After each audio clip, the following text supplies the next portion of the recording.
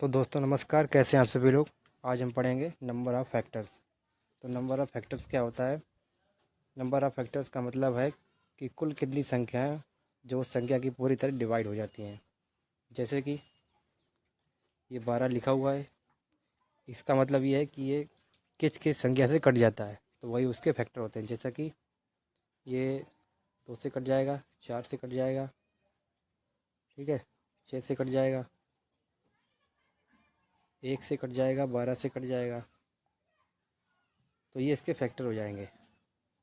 मतलब कि ये 2 से भी कटता है, 4 से भी कटता है, 6 से भी कटता है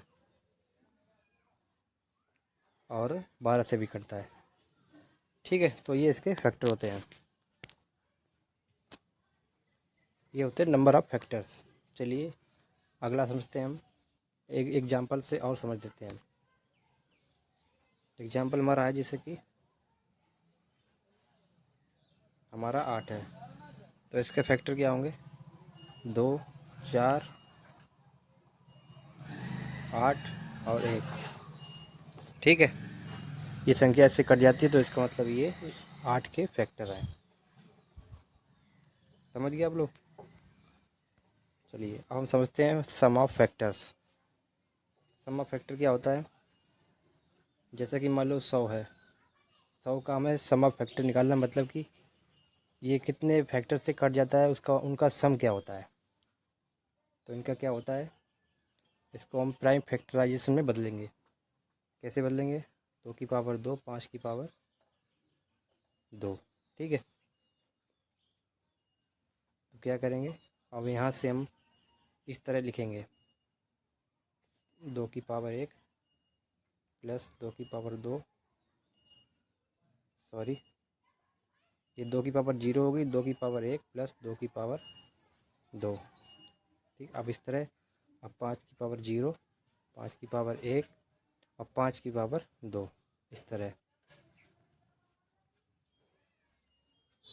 अब क्या करेंगे, अब हम इन्हें जोड़ देंगे। ये यहाँ पर 0 लिखा हुआ है, इसका मतलब यहाँ पर 1 होता है। ठीक है,